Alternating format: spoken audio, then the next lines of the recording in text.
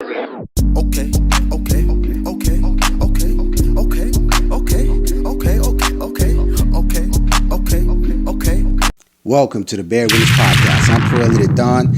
Before I go any further, please sub the channel, hit the like button, and get next to us. Also, drop a line in the comment section. We appreciate any and all comments. New York, New York, New York, born and raised. But I'm not used to this type of cold anymore. Like when I was growing up, you watch Mr. G, he's saying it's going to be like 5 degrees, 8 degrees, feels like -10, feels like -7. But for years, we're talking about a good 6, 7 year period, 8 year period, maybe 10, maybe longer than that.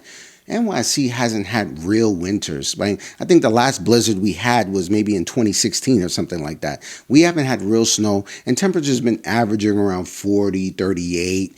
That's light. That feels like summer compared to this. I'm not used to this kind of cold anymore. This is scary cold. That breeze, that freezing just feels like it just permeates through your soul and your spirit. It's crazy when your spirit is cold. That is disrespectful. Like my spirit is cold when I go outside. My soul can't take it. It is nonsense. It's winter wars. Winter is wintering. And for NYC, when it's supposedly one of the greatest cities in the world, right? I was brought up here and I loved it for a long, long time, but it's lost its luster a little bit because of the bullshit that goes on.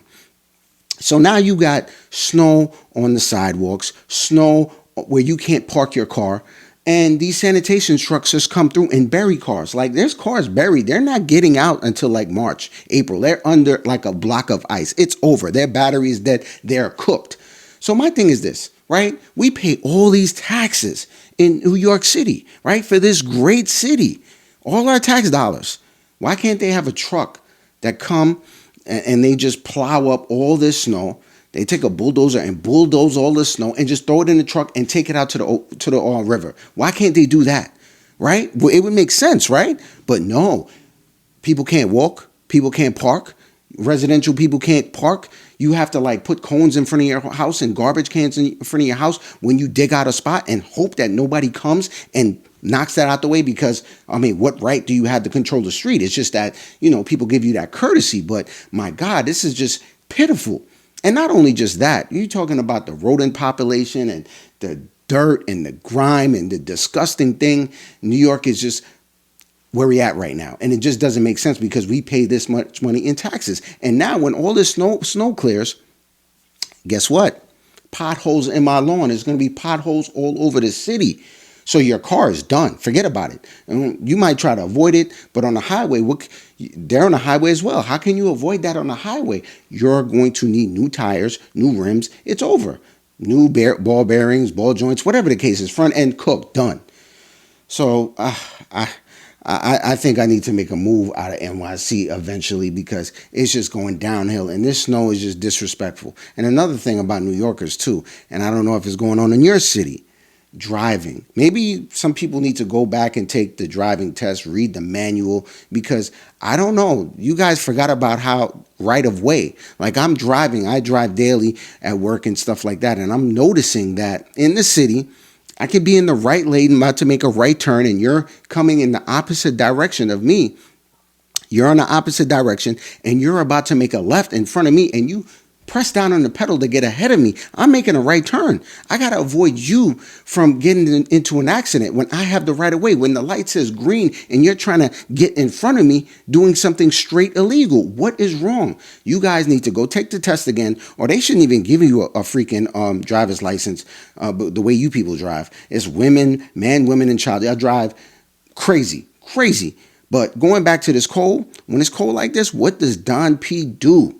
Well, Don P goes to work, grinds, as productive as he can be. And when he gets home, takes about an hour to warm himself up because my body's in shock from that cold. And then I sit down and catch up on my shows because I'm an avid reader of books. I love a good show. I love a good movie. I love great acting, great storytelling.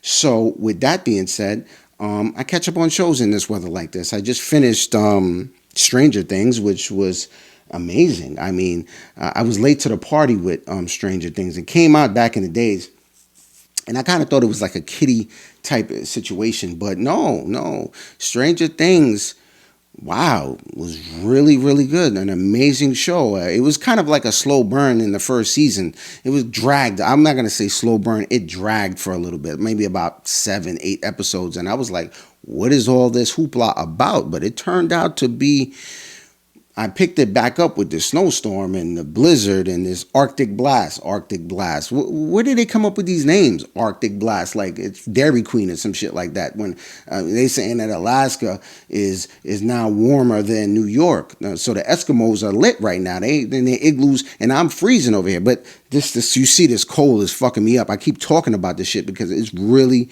really messing me up. But going back to the shows, right? When it's cold outside, I'm inside. I'm watching these shows. So Stranger Things was really good. Welcome to Derry was really, really good. First season. And it wasn't a slow burn.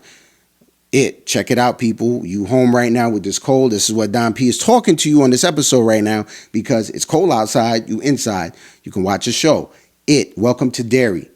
Great first season. The only thing I have a problem with that is that the book, obviously the book goes into more in-depth detail and stuff like that. And they kind of downplay the deadlights. If you watch it, you know what the deadlights are, but you really don't understand the deadlights. The deadlights is the true form of it. So you can only get that from the book. So they kind of like, they don't make it as powerful as the deadlights really are in it. Welcome to Derry.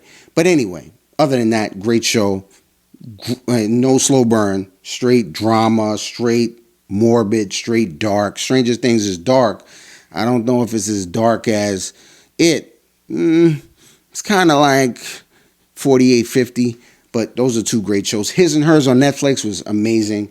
A great whodunit situation right there. So you want to check out a whodunit thing, check out His and Hers. Another slow burn. And the thing with a slow burn is that sometimes a slow burn turns out to be a great experience, right? It happened to me with Games of Thrones. Games of Thrones, I was late to the party as that as well. Everybody was talking about Games of Thrones. It's so great storytelling, great acting. I started watching maybe about the first 7 episodes. I was like, what the hell is this? It was just so much going on, that the way they talk and the different factions vying for the throne, and just threw me off. And because you have to kind of like gather all this information to figure it out. But by the end of the first season, I got it. The light went on. And the second season, it was like over. It was over. It was done. No more slow burn. It was just on it. An amazing show. So some people don't get into it because they don't give it a chance. Sometimes we have to be patient in life. It's a microwave society and we want things to be instant. Some of these shows you have to give them time, like Breaking Bad. Breaking Bad, another great, amazing show, great storytelling, but you had to give it time. Like the first 6 episodes, 7 episodes, you're like, But then once it catches, it's over. Same thing as Snowfall. Once it catches, it's over. So you have to give these things time, and that kind of translates in life. Like sometimes patience is a virtue, right? So sometimes you have to be patient with things, give it a chance. But if you want instant gratification, you can check out Mayor of Diggstown. Mayor of Diggstown, instant gratification with that. It's just on intensity from the first episode all the way to the end. Never stops, never takes its foot off the gas. So, hey, you want instant gratification? Check that show out. And I think Don P, as far as shows are concerned, I think that's where I'm at. I got to check out this thing, Rip. So maybe I could holler at the people about Rip. I've been hearing good things about that. So after I'm finished, I'll holler back at you guys. Next week is the Super Bowl. My pick is Seattle because of Sam Darnold.